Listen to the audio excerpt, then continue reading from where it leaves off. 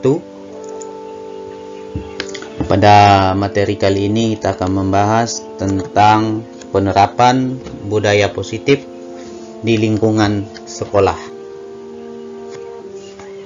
Bagaimana kita melaksanakan agar budaya positif ini dapat terlaksana secara konsisten maupun kontinu di sekolah dengan penerapan disiplin positif seperti nanti yang dapat kita paparkan pada materi berikut.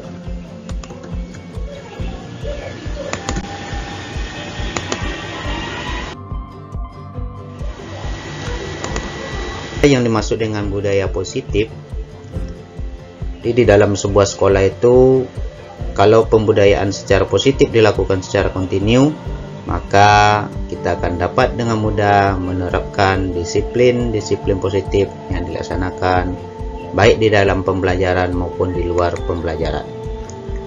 Kita lihat definisi budaya positif.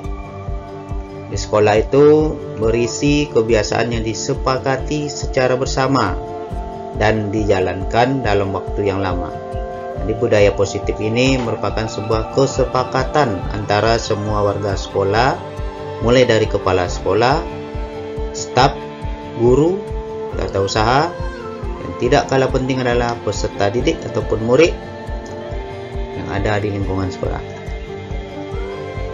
Apabila kebiasaan positif ini sudah membudaya di lingkungan sekolah, maka diharapkan nilai-nilai karakter akan terbentuk daripada murid ataupun siswa. Begitu juga nilai-nilai karakter yang ada pada guru, karena guru merupakan panutan bagi murid-muridnya. Dilaksanakan karena salah satunya adalah untuk tujuan membangun budaya positif, yaitu menumbuhkan karakter anak. Kita tahu bahwasanya peserta didik itu memiliki berbagai jenis karakter, perlu kita tumbuhkan, bukan hanya ditanamkan tetapi ditumbuhkan nilai-nilai karakter positif yang ada pada murid. Tujuan akhir dari disiplin positif adalah agar anak memahami perilaku mereka sendiri, mengambil inisiatif, menjadi bertanggung jawab atas pilihan, dan menghargai diri mereka sendiri serta menghargai orang lain. Jadi dengan pelaksanaan budaya positif di sekolah, diharapkan anak-anak yang kita ajarkan dapat memahami, kenal dia terhadap diri mereka sendiri, serta mampu mengambil sebuah keputusan yang bertanggung jawab. Dan yang tidak kalah penting adalah dapat menghargai diri sendiri maupun menghargai orang lain. Tindakan guru yang tepat yaitu dengan bertanya dan membuat kesepakatan kelas agar mendorong motivasi intrinsik daripada murid. Jadi di dalam penerapan budaya positif ini di sekolah, yang perlu ditekankan adalah kita sebagai guru harus banyak bertanya dan memberikan kesempatan kepada murid untuk memberikan ataupun menuangkan ide-idenya di dalam membuat sebuah budaya positif ataupun kesepakatan yang tentunya sebagai guru kita harus juga mampu mengontrol kesepakatan yang dibuat tersebut merupakan hal-hal yang betul-betul dapat diterapkan di dalam sekolah. Posisi kontrol guru di dalam pembelajaran sehari-hari yang kita rasakan di sekolah, salah satunya disebut dengan guru penghukum. Apa itu guru penghukum?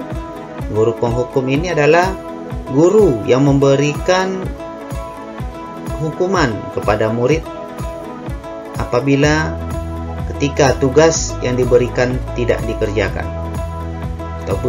ataupun apabila murid melakukan kesalahan-kesalahan di dalam pembelajaran.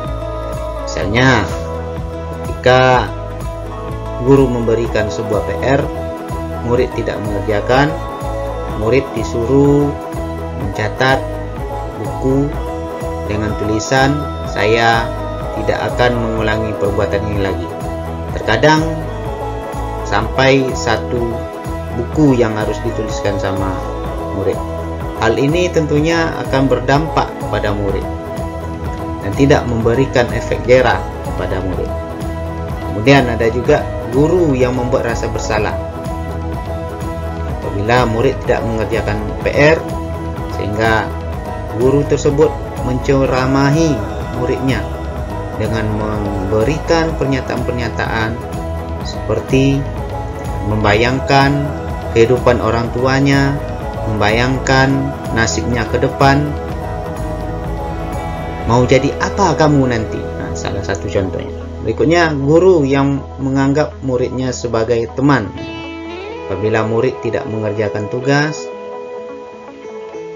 seorang guru kadang menganggap itu adalah hal yang biasa, sehingga murid merasa guru itu adalah merupakan teman, sehingga ketika tugas-tugas yang diberikan tidak dikerjakannya. Begitu juga guru sebagai pengawas. Semua gerak-gerik murid dapat diawasinya. Kapan, sudah berapa kali murid melakukan kesalahan, sudah berapa kali murid melakukan tidak membuat tugas, sudah berapa kali murid tidak masuk. Semuanya dicatat. Dan yang terakhir adalah guru sebagai manajer. Tentunya posisi guru yang terbaik itu adalah kita sebagai guru manajer.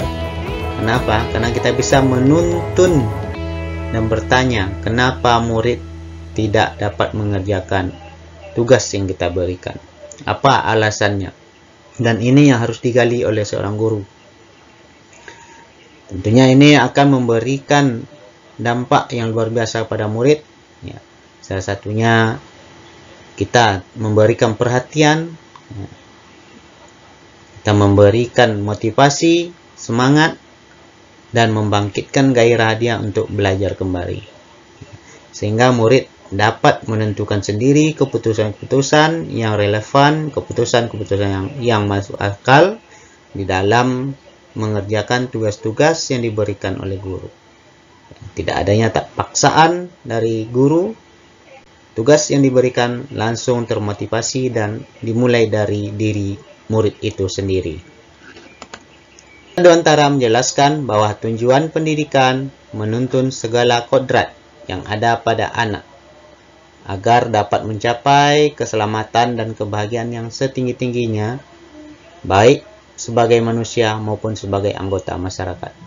Oleh sebab itu, pendidik hanya dapat menuntun tumbuh dan hidupnya kekuatan kodrat yang ada pada anak agar dapat memperbaiki lakunya, bukan dasarnya hidup dan tumbuhnya kekuatan kodrat anak.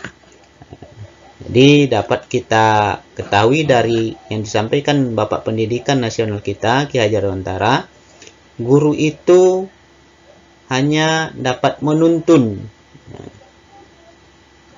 agar peserta didik itu dapat mencapai keselamatan dan kebahagiaan. Jadi, dalam proses menuntun, anak diberi kebebasan.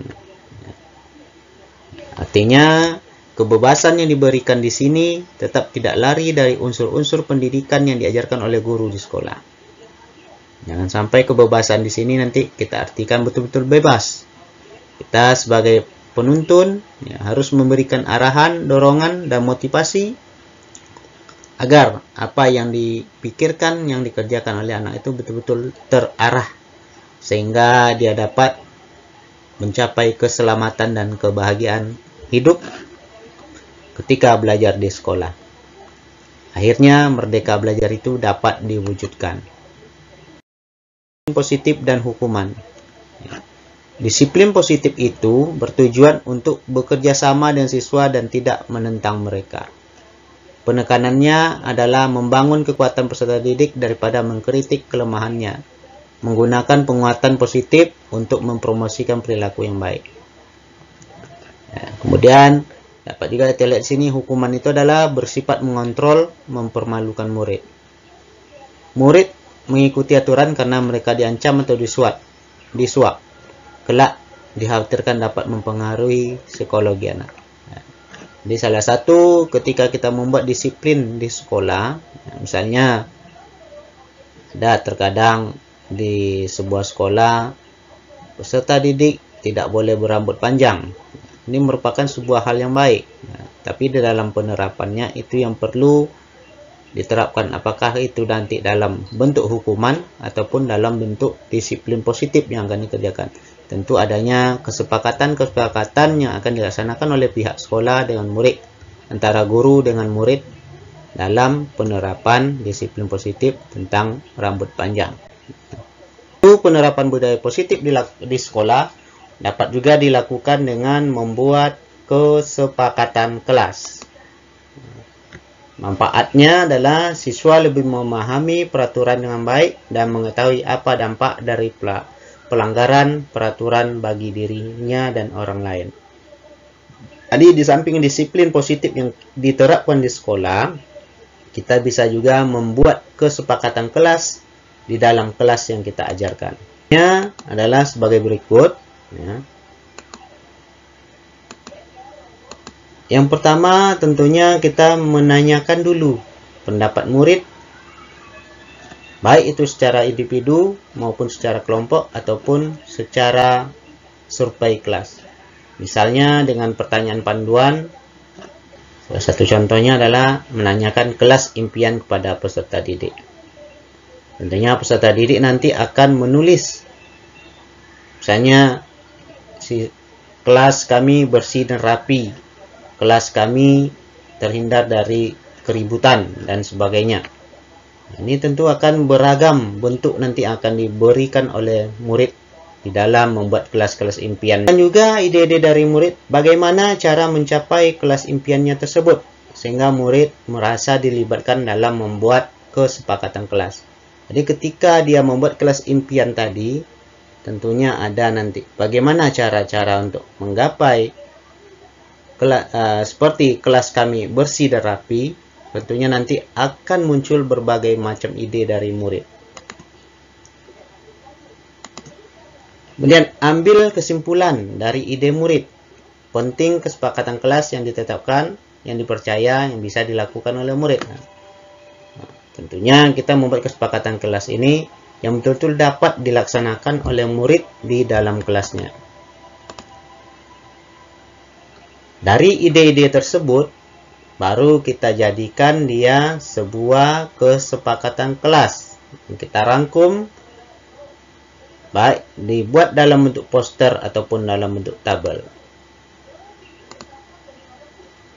Jangan lupa kesepakatan kelas itu perlu juga ditandatangani sebagai kontrak kesepakatan kelas di dalam pembelajaran. Tentunya melihat bersama poster kontrak kesepakatan kelas yang telah dibuat. Adapun poin-poin penting di dalam kesepakatan kelas, perlu diingat untuk membuat kesepakatan kelas itu menggunakan kata-kata yang positif. Hindari kata-kata yang konotasinya negatif seperti dilarang, tidak boleh, jangan. Kata-kata tersebut dihindari. Dan berisikan tentang gambaran tingkah laku yang diharapkan. Jadi ada gambaran tingkah laku yang diharapkan di dalam kelas yang akan berubah. Membuat penekanan pada sifat positif dalam kesepakatan kelas. Dan jumlah poinnya tidak terlalu banyak dan mudah dipahami. Beri juga waktu untuk murid menandatangani kesepakatan kelas yang telah dibuat. Dan jangan lupa letakkan poster kesepakatan kelas di bagian kelas yang terlihat oleh semua murid ataupun guru.